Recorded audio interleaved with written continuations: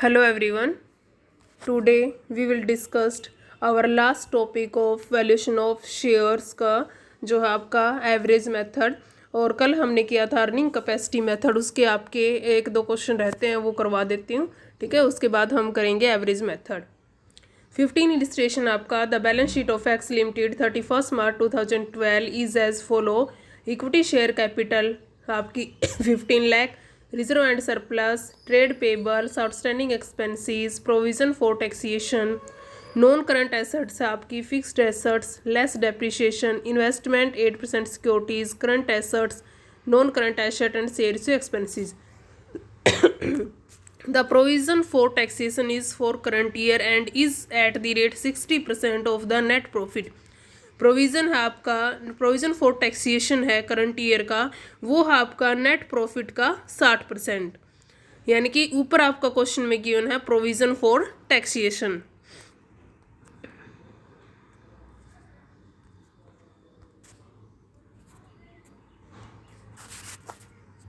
जैसे कि इसमें गिवन है आपका 2,40,000, ठीक है। और ये किसका है, इसका जो है नेट प्रॉफिट का ये कितना है, 60% है, ठीक है। और उसके बाद है आपका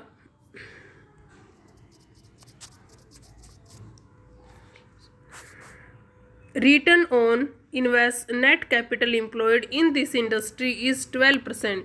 return on net capital employed यानी कि नॉर्मल रेट ऑफ रिटर्न 12% है। Ascertain the value of share, share की वैल्यू कैलकुलेट करनी है। सबसे पहले हमें ये देखना है कि कौन सा मेथड इसमें अप्लाई किया जाए, ठीक है। जब रिटर्न आपकी नेट कैपिटल एम्प्लॉयड पर गिवन हो तो आप कौन सा मेथड यूज करोगे, अर्निंग कैपेसिटी मेथड या फिर कैपिटलाइजेशन मेथड जिसको बोलते हैं, ठीक है, वो करोगे आप। तो उसका फॉर्मूला आपका क्या होता है, rate of earning divide normal rate of return into 100, ठीक है। और रेट ऑफ अर्निंग का मेथड क्या होता है, कैपिटल एम्प्लॉयड टोटल प्रॉफिट यानी कि टोटल अर्निंग डिवाइड के आपकी कैपिटल एम्प्लॉयड इनटू 100। अब provision for taxation of current, अब देखो इसमें फिक्स्ड एसेट आपकी 15,30,000, करंट एसेट 2,70,000, आपकी लाइबिलिटी कितनी है, trade pebbles 80,000, outstanding expenses 5600, provision for taxation 2,40,000। इसको लेस करोगे तो आपकी आ जाएगी नेट कैपिटल एम्प्लॉयड, ठीक है। अब नेट कैपिटल एम्प्लॉयड आपकी आ चुकी है, अब हमें चाहिए प्रॉफिट, ठीक है। प्रॉफिट कैसे निकालेंगे, हमारे पास दो चीज़ें हैं। एक तो है आपके पास प्रोविजन फॉर टैक्सेशन जो कि 2,40,000 गिवन है, ठीक है। और एक ये गिवन है कि जो ये प्रोविज़न है ये 60% है किसका, नेट प्रॉफिट का, ठीक है। तो हम एज्यूम करके चलते हैं, मान लो जैसे इस क्वेश्चन में गिवन है आपका if current year provision for tax is 60, यदि करंट ईयर प्रोविजन आपका 60 है तो प्रॉफिट आपका कितना होगा 100। यदि प्रोविजन आपका 2,40,000 है तो आपका प्रॉफिट कितना होगा 100 डिवाइड के 60 इंटू के 240, आपका प्रॉफिट होगा 4 लाख, ठीक है। क्लियर। अब इसमें आ जाओ, आपका जो प्रॉफिट आ चुका है उसमें से आप क्या करोगे, जो है आपका एडजस्टमेंट करो इंटरेस्ट ऑन सिक्योरिटी। अब सिक्योरिटीज देखो आपकी कितनी थी, सिक्योरिटीज़ है आपकी ऊपर गिवन है, इन्वेस्टमेंट 8% सिक्योरिटीज़ 1,50,000 का 8%, ठीक है। तो इसके ऊपर जो ब्याज मिला होगा वो प्रॉफिट में ऐड होगा, लेकिन हम उसको क्या करेंगे, लेस करेंगे। तो 12,000 हमने लेस कर दिया, आपका प्रॉफिट जा 3,88,000। ऑपरेटिंग प्रॉफिट आफ्टर टैक्स आपको लेना है क्योंकि 60% का आपका प्रोविज़न जो है बना चुके हो आप टैक्स से रिलेटेड, प्रोविज़न फॉर टैक्स। और जो आपका बचा है 40% वो क्या आपका टैक्स में इंक्लूड होगा, तो आपका टैक्स आएगा 1,55,200। रेट ऑफ अर्निंग 1,55,200 डिवाइड के 14,74,400, क्योंकि प्रॉफिट डिवाइड के कैपिटल एम्प्लॉयड आपकी रेट आ जाएगी। उसके बाद वैल्यू ऑफ शेयर में आप रेट, आपकी रेट ऑफ अर्निंग डिवाइड के normal rate of return into के paid off value of share, ये आ जाएगी आपकी 8.78, ठीक है। नेक्स्ट देखिए 16 illustration. Following is the balance sheet of mister victory machine limited as the 31 March 2012। 30,000 equity share 10 each fully paid है आपके, रिजर्व एंड सरप्लस गिवन है, trade payables, income tax payable, provision for income tax. Assets आपकी freehold property, plant, current assets, inventory, trade receivable, bank and cash. Net profit before taxation for the last 3 years ending 31 March 2010 140, 170 और 210, 3 साल का है आपका पहले कम था 140 था, उसके बाद आपका इंक्रीज हुआ और उसके बाद भी इंक्रीज हुआ, तो इसमें आपका weighted average profit method apply होगा। फ्री होल्ड प्रॉपर्टी आपको लेनी है 160।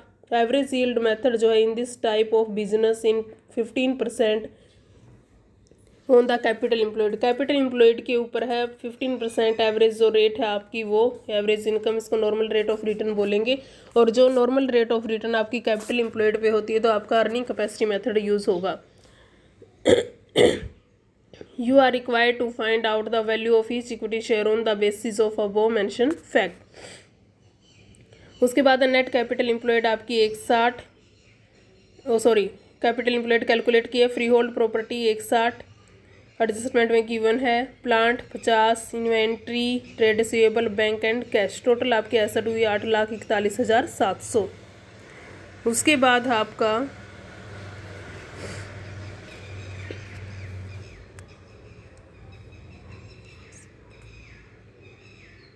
Liability, trade payables, income tax payable, provision for income tax 82,000। Net capital employed आई है आपकी 6,54,500। अब एवरेज प्रॉफिट निकालो, क्योंकि जो आपका प्रॉफिट है कंटिन्यूसली इंक्रीज हो रहा है आपका, जैसे 140 था फिर 170, 210, तो एवरेज मेथड आपका लगेगा। तो उसके अकॉर्डिंग आपका एवरेज प्रॉफिट आया 1,85,000। 50% इसमें से टैक्स आप लेस कर दो तो आ जाएगा आपका प्रॉफिट 92,500। ठीक है, रेट ऑफ अर्निंग 92,500 डिवाइड के नेट कैपिटल एम्प्लॉयड 6,54,500 इंटू के 100। ठीक है, इस तरह से आपकी शेयर की वैल्यू कैलकुलेट होगी। इस पर्सन में कैपिटल एम्प्लॉयड पर 15% दर दी हुई है, अर्निंग कैपेसिटी मेथड से हल किया जाएगा। ठीक है, उसके बाद आपका नेक्स्ट है एवरेज मेथड। उसको हम बोल सकते हैं मीन मेथड या फिर बोल सकते हैं फेयर मेथड। ठीक है, एवरेज मेथड, मीन मेथड और फेयर मेथड का मतलब क्या है, जैसे कि हम 3 मेथड कर चुके हैं। ठीक है, फर्स्ट था आपका नेट एसेट मेथड, सेकंड था आपका डिविडेंड यील्ड मेथड और थर्ड था आपका अर्निंग कैपेसिटी मेथड। इन तीनों में अलग अलग जो इन्वेस्टर है उनकी अलग अलग सोच होती है कि किस तरह से शेयर की वैल्यू हम कैलकुलेट करें, कौन सा मेथड किस बिजनेस में यूज़ करें।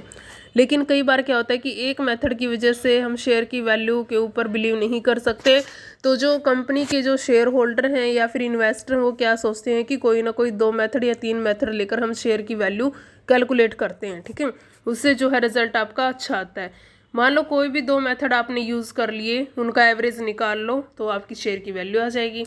जैसे इसमें देखो 17 में इक्विटी शेयर कैपिटल 10 लाख है, रिजर्व आपके 250 है, डिबेंचर्स 10 है, other liability 250, asset land and building, plant and machinery, goodwill, current asset, inventory, trade receivable, cash at bank और miscellaneous expenses. Market value of land and building 14 lakh आपकी, plant and machinery की 3,20,000 है, goodwill आपकी 3 लाख है, all other assets of valued their book value. Average earning in company 650 per annum, 6,50,000 per annum after interest on debenture but before tax. और हमारा होना क्या चाहिए, अर्निंग कैपेसिटी मेथड में after before interest on debenture but after tax which में भी taken 50% आपको tax लेना है। Normal rate of return is similar, companies 10% ascertain the value of equity shares. Current year इसमें सबसे पहले आप क्या लिखोगे, करंट ईयर प्रॉफिट, एक बीच में मिस था क्या,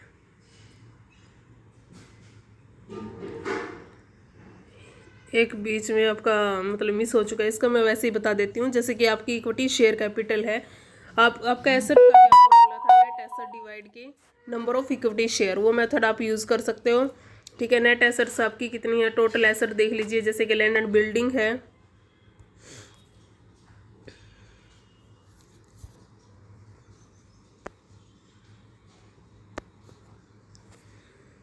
लैंड एंड बिल्डिंग आपकी 12 लाख।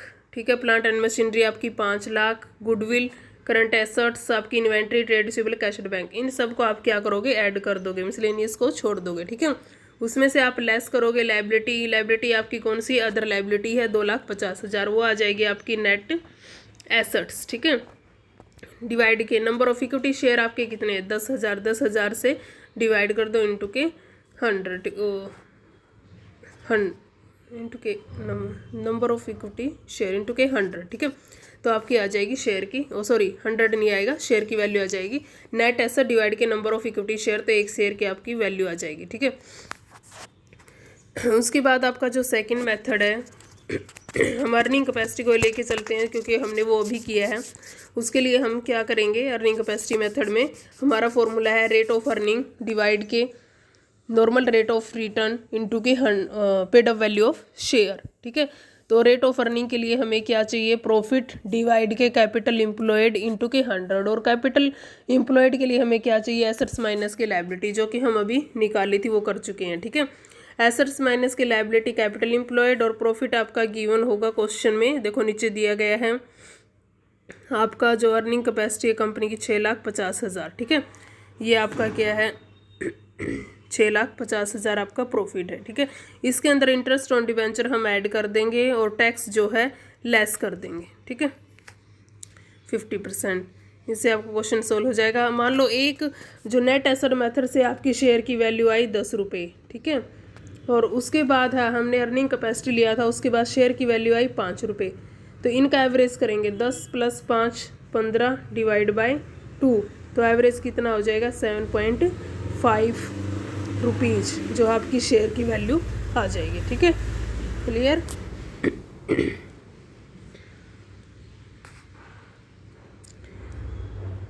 18 इलस्ट्रेशन इसका जो बीच में मिस प्रिंट है वो मैं भी सेंड करती हूँ 18 का। ठीक है, और इसके बाद जो 19 है वो आप खुद करोगे, आगे सेम टू सेम है, ये सिर्फ आपकी प्रैक्टिस के लिए दिए गए हैं, आप खुद करोगे सारे। 20 21 ही है शायद। ठीक है, 20 का ये आ चुका है।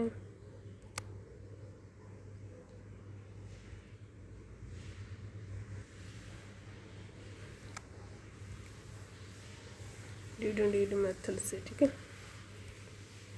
चलो ओके, थैंक यू।